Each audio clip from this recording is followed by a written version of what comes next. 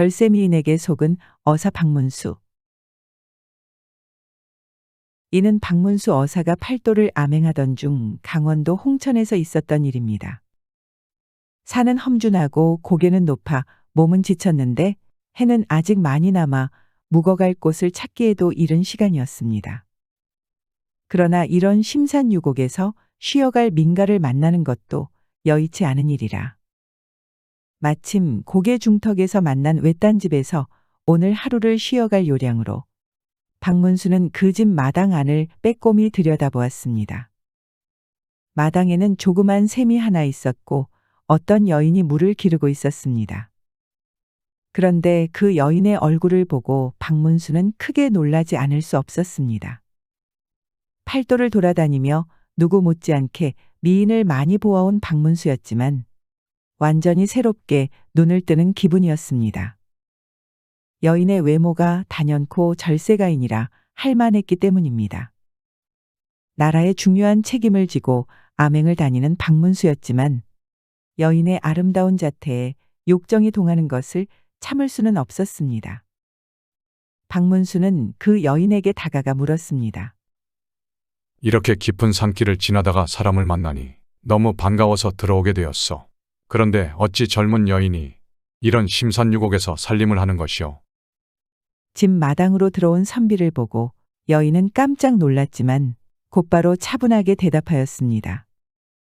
아, 네, 날이 제 팔자가 좀 사나워서 그렇습니다. 혹여 혼인하였어? 네, 혼인하였습니다. 저는 지아비가 있습니다. 그럼 지아비의 성이 무엇인지 좀 물어봐도 되겠어? 네, 강원도 엄씨입니다. 그렇다면 지금 지아비는 어디에 있어? 출타 중인데 저녁 전에는 돌아옵니다. 이 말을 들은 박문수는 잠시 고민하는 듯하더니 10중 8구는 망신을 당할 각오를 하고 그 여인에게 말했습니다. 네, 솔직히 얘기하겠소. 지금껏 살면서 당신같이 아름다운 여인을 본 적이 없어. 이렇게 절세가인을 보니 남자로서 그냥 지나칠 수 없어. 망신당할 각오를 하고 묻겠소. 혹여 오늘 하룻밤 나와 같이 보내줄 수는 없겠소?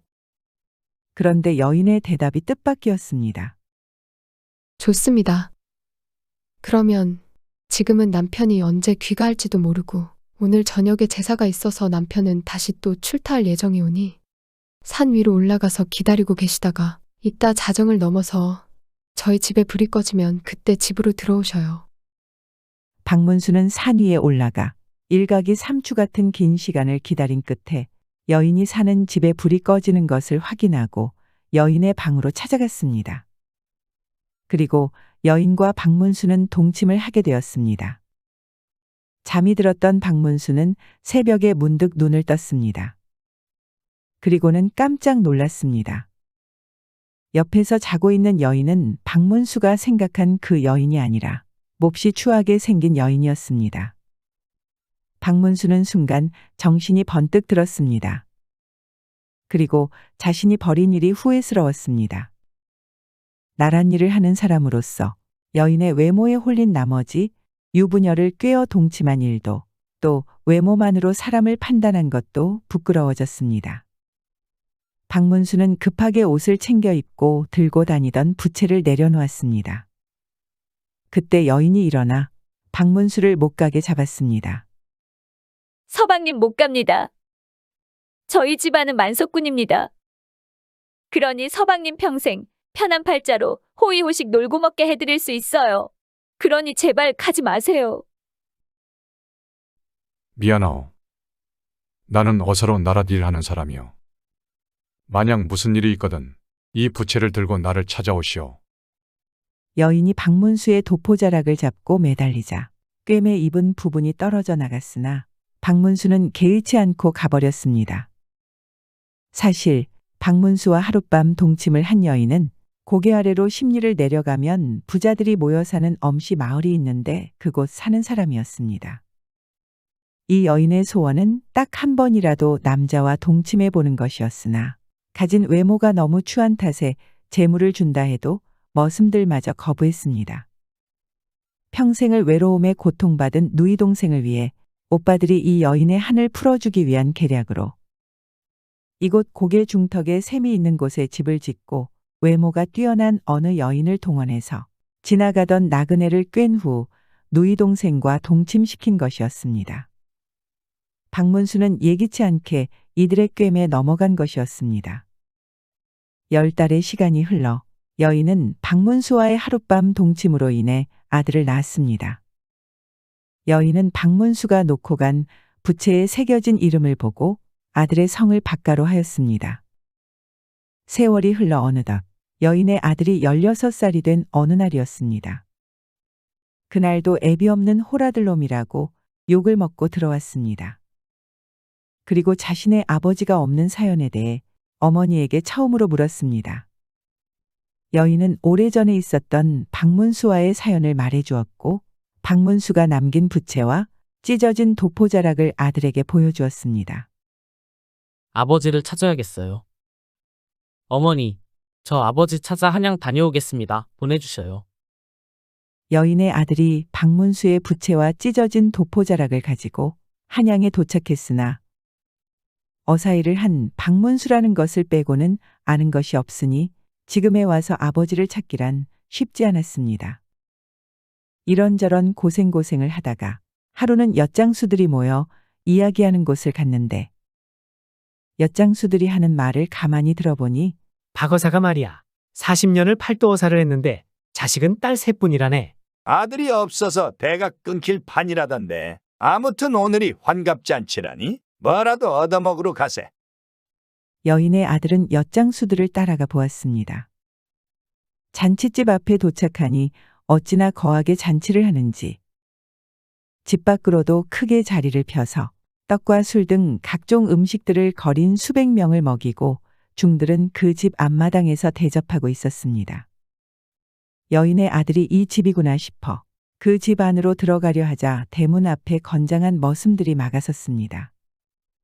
그러자 박문수가 집안에 있을 거라 생각하고 이댁 어르신에게 보여드릴 것이 있다며 소리소리 질렀습니다.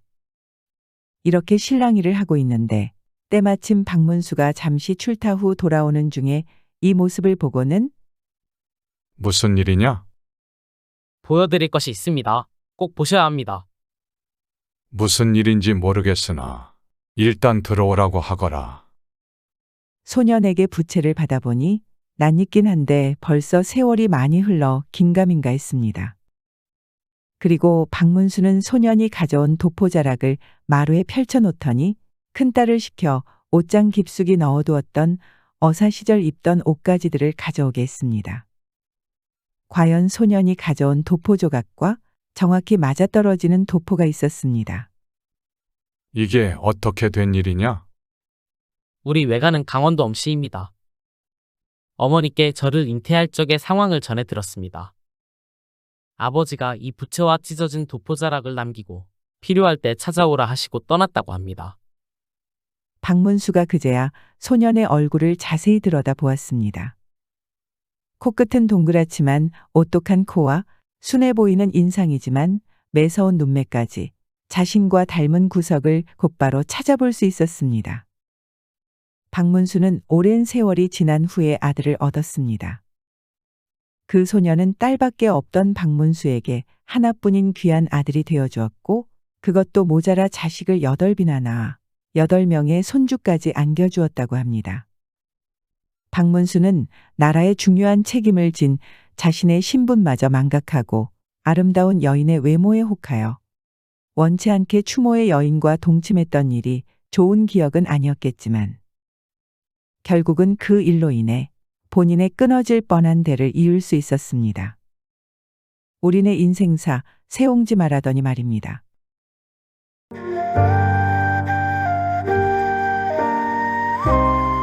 시청해주셔서 감사합니다. 구독을 눌러주세요. 더 재밌는 옛날 이야기로 찾아뵙겠습니다.